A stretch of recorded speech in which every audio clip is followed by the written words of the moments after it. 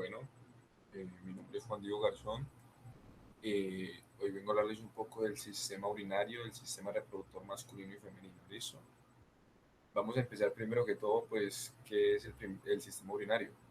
El sistema urinario comprende una serie de órganos, tubos, músculos y nervios que trabajan en conjunto para producir, almacenar y transportar la orina. El aparato urinario consta de seis órganos principales, el cual son los riñones, dos uréteres, la vejiga urinaria y la uretra. Vamos a empezar primero definiendo qué es el riñón.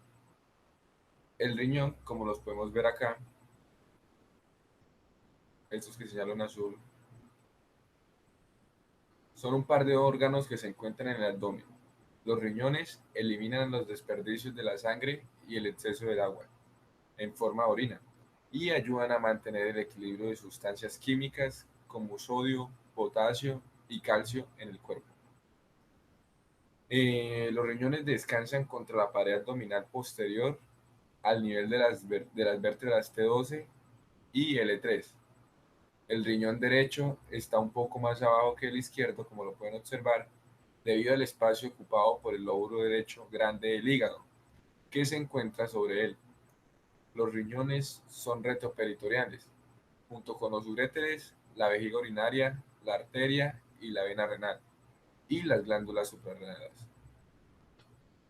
Cada riñón pesa normalmente 150 gramos y mide más o menos 11 centímetros de largo, 6 centímetros de ancho y 3 centímetros de espesor, prácticamente casi el tamaño de una barra de jabón. Su superficie lateral es convexa y su superficie medial es cóncava, y tiene una ranura llamada ilio, que admite los nervios renales, los vasos sanguíneos y los vasos linfáticos, y un uréter. Cada riñón estaba protegido por tres capas de tejido conjuntivo: una fascia renal fibrosa, profunda en sentido inmediato al peritoneo parietal, une el riñón y los órganos relacionados con la pared abdominal. La segunda es la cápsula de grasa perinal, que es una capa de tejido adiposo, amortigua el riñón y lo mantiene en su lugar. La tercera es la cápsula fibrosa, rodeada por cada uno de estos órganos como envoltura de celofán anclada al hilo, y lo protege de traumatismo e infección. Los riñones están suspendidos por fibras de colágeno que se extienden desde la cápsula fibrosa a través de la grasa hasta la fascia renal. Ahora voy a hablarles un poco de los uréteres. ¿Qué son estas extensiones que podemos ver aquí? Y bueno, pues cada pelvis renal vierte la orina en un uréter, que es un tubo muscular retroperitoneal que se extiende hasta la vejiga urinaria, y pues cada uréter mide casi 25 centímetros de largo y alcanza un diámetro máximo de casi 1,7 centímetros eh, cerca de la vejiga. Los uréteres pasan por la parte posterior de la vejiga y entran en ella desde abajo, atravesando en sentido oblicuo su pared muscular y abriéndose en su piso. Un pequeño colgajo de mucosa actúa como una válvula en la apertura de cada uréter en la vejiga, lo que evita que la orina regrese hacia el uréter cuando la vejiga se contrae. Cada uréter tiene tres capas: la adventicia, la muscular y la mucosa. La adventicia es una capa de tejido conjuntivo que la fija a los tejidos circundantes. La muscular consta de dos capas de músculo liso que abarcan casi toda la longitud del conducto. Pero una tercera capa aparece en el útero inferior. La mucosa tiene un epitelio transicional que empieza en los cálices menores del riñón y se extiende desde allí hasta la vejiga.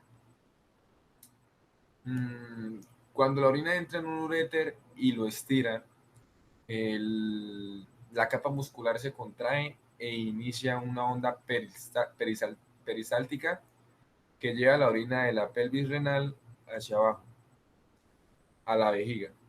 Estas contracciones tardan segundos o minutos en repetirse. de manera proporcional a la velocidad que entra la orina al uréter. La luz de este es muy estrecha y se obstruye o se lesiona con facilidad. Bueno, ahora voy a proceder a hablarles de la vejiga. La vejiga urinaria es un saco muscular en el piso de la cavidad pélvica, inferior al peritoneo, y posterior a la sínfisis púbica. Está cubierta por peritoneo parietal en su superficie superior aplastada y por una adventicia fibrosa en el resto de la superficie. Su capa muscular, llamada músculo detrusor, consta de tres capas de músculo liso. La mucosa tiene un epitelio transicional y cuando la vejiga está relajada muestra arrugas notorias denominadas pliegues. Las aberturas de los dos uréteres y la uretra marcan un área de superficie lisa, triangular, llamada trígono, en el piso de la vejiga. Se trata de un sitio común de infección vesical. La vejiga es bastante distensible. A medida que se llena, se va expandiendo hacia arriba. Los pliegues se aplanan y el epitelio se adelgaza. De 5 a 6 capas a solo 2 o 3. Una vejiga llena de manera moderada contiene casi 500 mililitros de orina y se extiende casi 12,5 centímetros de arriba abajo. Su capacidad máxima es de 700 a 800 mililitros. Ahora voy a proceder a hablarles de la próstata, este pequeño órgano que vemos acá, que es muy importante. La próstata, bueno, se sitúa debajo de la vejiga y delante del recto. Tiene el tamaño aproximado de una nuez y envuelve a la uretra, pues la cual es el conducto por donde se vacía la orina de la vejiga. La función de la próstata en sí es producir un líquido que forma parte del semen. Voy a hablarle ahora de los conductos deferentes. Como podemos ver acá. Los conductos deferentes son un canal firme del tamaño de un espagueti que transporta los espermatozoides desde el epidimo hasta, eh, hasta la parte posterior de la próstata y se une a una de las dos vesículas seminales. A continuación voy a hablarles del aparato reproductor masculino, voy a hablarles del cuerpo esponjoso y el cuerpo cavernoso. El cuerpo cavernoso. Cuando un poco de sangre entra en el cuerpo esponjoso, los cuerpos cavernosos se expanden aumentando el diámetro y la longitud y absorbiendo el 90% de la sangre aportada por las arterias al pene. La función del cuerpo esponjoso, que está por debajo, lo vemos acá, eh, se puede decir que la función del cuerpo esponjoso es la de prevenir la compresión de la uretra durante la erección. Y ahora voy a hablarles del aparato reproductor femenino,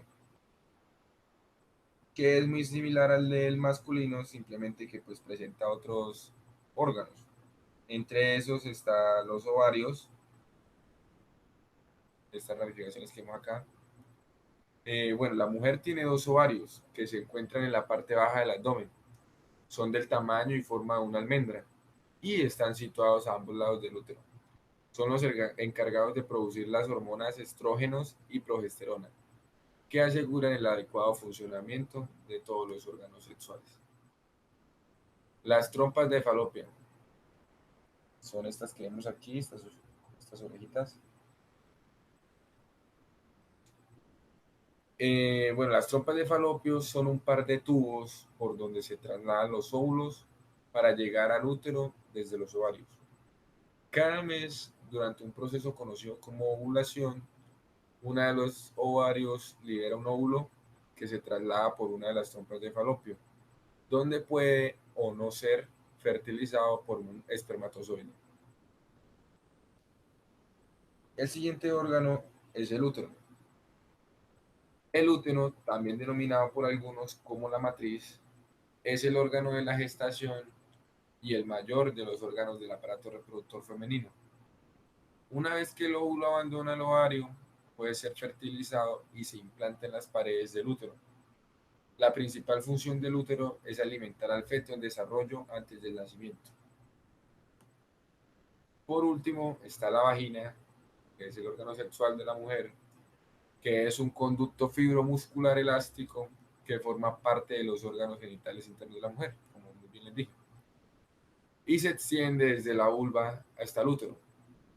La apertura externa vaginal puede estar parcialmente cubierta por una membrana llamada hime. La vagina se extiende desde dicha apertura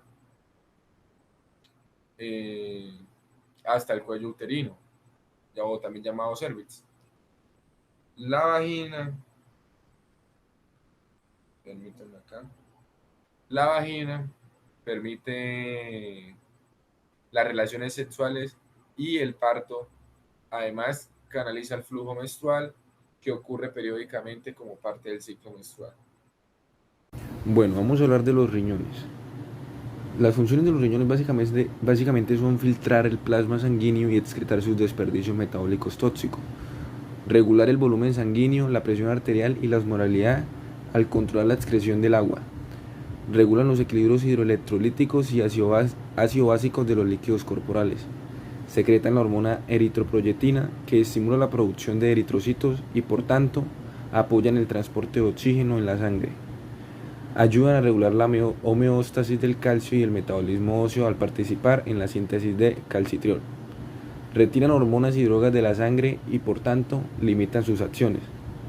Detoxifican los radicales libres y en condiciones de hambre extrema ayudan a sostener la concentración de glucosa en sangre al sintetizar ese nutriente a partir de aminoácidos. Bueno, ahora voy a hablarles de la circulación renal. Aunque los riñones solo representan el 0,4% del peso corporal, reciben casi 1,2 litros de sangre por minuto, o 21% del gasto cardíaco, para eliminar los desechos más que para satisfacer las demandas metabólicas del tejido renal. Esto demuestra la importancia de los riñones para la regulación del volumen y la composición de la sangre. En esta imagen podemos ver que nos muestran las ramas más finas de la circulación renal, ya que una arteria cortical radial asciende por la corteza.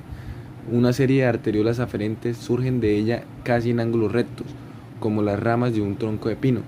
Cada arteriola aferente irriga una nefrona, que es una unidad funcional del riñón. La arteriola aferente lleva una bola de capilares denominada glomérulo, que se encarga encerrada en una esfera, la cápsula glomerular. La sangre deja los glomérulos por medio de una arteriola eferente. La arteriola eferente suele llevar un plexo de capilares peritobulares que reciben ese nombre porque forman una red alrededor de otra parte de la nefrona, el tóbulo renal. Este reabsorbe la mayor parte del agua y los solutos filtrados de la sangre en el glomérulo y los regresa a la circulación sanguínea mediante estos capilares peritobulares. Estos los llevan a las venas corticales radiales, interlobulares, las venas arqueadas, las venas interlobulares y la vena renal, en ese orden. Bueno, ahora voy a hablarles de la nefrona. ¿Qué podemos decir de la nefrona? Que pues cada riñón tiene casi de aproximadamente 1,2 millones de nefronas. Al entender la manera en que esta funciona, se puede comprender casi por completo la forma en que trabaja todo el riñón. Cada nefrona está integrada por dos partes principales: un corpúsculo renal que filtra el plasma sanguíneo y un largo túbulo renal que convierte el filtrado en orina. Ahora voy a hablarles del túbulo renal. El túbulo renal es un conducto que se aleja de la cápsula glomerular y termina en la punta de una pirámide medular. Mide casi 3 centímetros de largo y se divide en 4 regiones: el túbulo contorneado proximal, el asa de Henle, el túbulo contorneado distal y el túbulo colector. Las primeras 3 de estas son partes de una nefrona. El túbulo colector recibe el líquido de muchas nefronas. Cada región del túbulo tiene propiedades fisiológicas únicas y participa en la producción de orina. El túbulo contorneado proximal. Bueno, este surge de la cápsula glomerular, es la más larga y enroscada de las 4 regiones y por lo tanto domina los cortes histológicos de la corteza renal. Tiene un epitelio cilíndrico simple con microvellosidades prominentes, lo que demuestra el gran volumen que se absorbe aquí. Las microvellosidades dan al epitelio su aspecto acerado distintivo. El asa de Henle, que es una porción larga con forma de U del túbulo renal que se encuentra sobre todo en la médula, empieza donde el PCT se endereza y se hunde en la médula, formando la extremidad descendente del asa. En su extremo profundo, el asa gira a 180 grados y forma la extremidad ascendente, que regresa a la corteza, que viaja en paralelo y cerca de la extremidad descendente. El túbulo contorneado distal empieza poco después de que la extremidad ascendente vuelve a entrar en la corteza. Es más corto y está menos enroscado que el proximal, de tal modo que se observa una cantidad menor de secciones de este en los cortes histológicos. Tiene un epitelio cilíndrico con células de superficie lisa casi carentes de microvellosidades. El DCT es el extremo de la nefrona. El túbulo colector recibe el líquido de los DCT de varias nefronas mientras regresa a la médula. Cuantiosos túbulos colectores convergen hacia la punta de la pirámide medular y cerca de la papila se mezclan para formar un túbulo papilar más largo. Casi 30 túbulos papilares terminan en la punta cónica de cada papila. La orina drena de estos poros hacia el cáliz menor que cubre la papila. Los túbulos colectores y papilares están cubiertos con epitelios cilíndricos simples.